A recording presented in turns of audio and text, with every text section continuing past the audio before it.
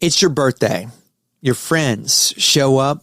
There's cake, drinks, music, the whole 9 yards. And then you get a phone call from a band nobody has ever heard of.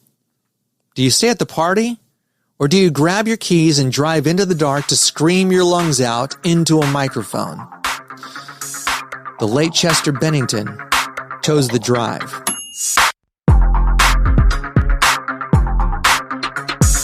Welcome back to Your Mic, a podcast for new hosts, burnt-out hosts, and entrepreneurs who keep getting kicked in the teeth by their own ideas. My name is Freddie Cruz, founder of Speke Podcasting, and if you want to chat pods, hit me up, Freddie at spekepodcasting.com. That is S-P-E-K-E podcasting.com. And today, we're going to go to church on Rejection. Because if you think podcasting or business or any kind of creative career should feel like a straight escalator up, you're going to hate this story. But if you're willing to bleed a little, you might love it. Now, before Linkin Park became Linkin Park, they were Zero with an X, then Hybrid Theory. They were a hungry band in LA trying to get anybody with an office and a title to care about them. Chester is in Arizona. He's been grinding in bands, working a 9 to 5. A friend of a friend gets him a demo from a small LA band looking for a vocalist. On his 23rd birthday, he gets that chance. He leaves his own birthday party, walks out on his cake, and heads into the studio to record vocals on those tracks. No guarantee, no contract, just hunger and a shot. The band hears the tracks and goes, "Yeah. That is it. That is our guy." The moment changes his life and the band's life and arguably the entire sound of rock in the 2000s. And then there's the name. They're forced to change Hybrid Theory because of naming issues, and they're kicking around ideas. Chester keeps driving past a place in Santa Monica called Linkin Park. It sticks in his brain. They like the sound, but the standard spelling, Lincoln, is a mess for the internet. Also, the domain is taken. So they do something almost insultingly simple and incredibly smart. They change the spelling to Lincoln, like Linkin, Linkin Park, so they can own their .com. They didn't seek out a branding agency. They didn't pay for a 6-figure logo project. It was just a dude in the car, Chester, staring at a park sign and thinking, if we tweak the vowels, we can own the corner of the internet with our name on it. That's the first lesson for you as a podcaster, as a founder, as somebody trying to make a thing. Nobody came down from a mountain and handed them the perfect name. They didn't wait for some future day when the perfect domain magically appeared. They used what they had, where they were, and moved. You might be stuck on your show title, your cover art, your brand colors. Oh, the hex numbers. Blech. While there is a Lincoln-level idea parked 5 minutes from your house, and you just won't pick it. And here's where it gets brutal. Really brutal. Even with that name, even with Chester's voice, the voice, even with the songs that would become Hybrid Theory, Linkin Park got turned down over and over and over and over again. Now, on the internet, you'll see the number 44 labels floating around in different stories. Whether that exact count is 44, 38, or 52, the point stands. It was a lot of no's. Lots and lots of no's. Even the label that finally signed them passed multiple times before somebody at that building decided to see what they really had. And sit with that for a second. You're one of the most popular, explosive vocalists of your era.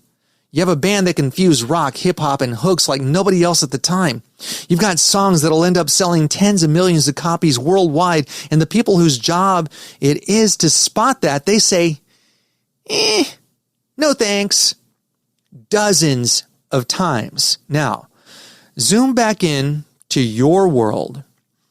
You publish a podcast, you get a couple dozen downloads, and your brain goes, this must be a sign from heaven that I should quit. you pitch your offer to 7 people, nobody buys, and suddenly you're rethinking your entire existence. That was me at the beginning of my Speke podcasting journey. Oh man, do I know about that. Linkin Park, they heard no again and again from people who were just flat out wrong. And here's the nuance. Those no's were still useful. Rejection does 3 things if you're willing to let it. It exposes weak spots. Sometimes no means the show is not clear. It's not ready for prime time. The offer is just not there. It's not doing anything for whoever you're pitching to, or you sound like everybody else. And that is actually fixable. It clarifies your people. Now, if a gatekeeper or a sponsor or some legacy outlet doesn't want you, that might be exactly the sign you needed that you're not building for them. It trains your pain tolerance. Ooh, man, do I know all about pain tolerance. You cannot lead a podcast or a company with paper-thin skin. If no ruins your month, you're not ready for yes. Rejection is not a bug in the system. It is the system. Now let us go back to Chester leaving that birthday party. He doesn't know he's going to be Chester from Linkin Park. He's a guy with a job, a family, and a dream that has not worked yet, and he's celebrating his 23rd birthday. The easy move would have been, I'll just record tomorrow. Or if they're serious, they can wait until I'm done celebrating. It's my birthday after all. Instead, he treats that call like oxygen. He leaves, he records, he delivers. And that is persistence in the wild. For podcast hosts and entrepreneurs, persistence is not some cute quote on a mug. It's a logistics problem. Do you have a system that lets you keep showing up when you're tired? Do you have a schedule that survives your worst week, not just your best week? Do you have a reason strong enough to keep your hands off the delete my show button when you see someone else charting? You see, staying in the game is not sexy. What it is recording when you would rather scroll, shipping an episode you give a B+ instead of waiting 3 weeks for an imaginary A+. It's taking the sting of no and translating it into a more honest hook next time. And if you're listening to this thinking, yeah, cool, but how do I set this up without losing my mind? Let me put a weapon in your hand. If you want to keep your show alive long enough to get good, you need a plan that does not depend on you being motivated every Tuesday. And if you need something to help you get there, what I can do for you right this very second is hand over a roadmap. It's the Speke Podcasting Roadmap. You get it for free at spekepodcasting.com/free resources. That is SPEKE podcasting.com/free resources. And here's the hard truth you're never going to get on an inspirational carousel on Instagram at midnight. Your podcast, your business, your art might not ever get the Linkin Park fairy tale. You might not ever have the big label, the giant publisher, the unicorn client, but you can absolutely have their mindset. There are 2 different beliefs. I deserve this, and I will outlast this. I deserve this is fragile, entitled. Every no feels like an insult. Every slow month feels like a cosmic mistake. I will outlast this is ugly and powerful. It says, I'm going to be here when the tourists leave. Linkin Park outlasted dozens of no's, changed their name, changed their strategy, and worked every angle until the right people finally said yes. Then they took that yes and turned it into albums that defined an entire generation. For you, outlasting might look like making 50 episodes before you decide whether the show works. Staying in your niche long enough to become the person instead of one more voice. Treating every no from a guest, a sponsor, or a listener as a rep, not a verdict. Your podcast is not dying because people say no. It dies when you agree with them. So here's what I want you to do with this Linkin Park story. Take the domain lesson and ship the best name you can get today. Take the birthday party lesson and treat your next opportunity like oxygen, not a chore.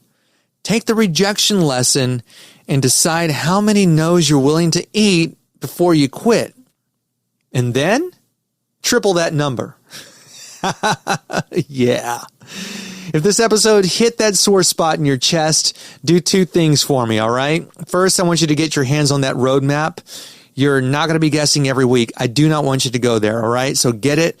It's free at speakpodcasting.com/free resources. I'll link it in the description. And if you're going to keep taking punches, you might as well have a corner man, all right? So do it. Second, share this episode with your favorite podcast underdog, the friend whose show deserves way more ears, the host who keeps hearing no and showing up anyway. Send it to them and say, you're allowed to get rejected. Just don't stop. This is your mic. Keep yours hot.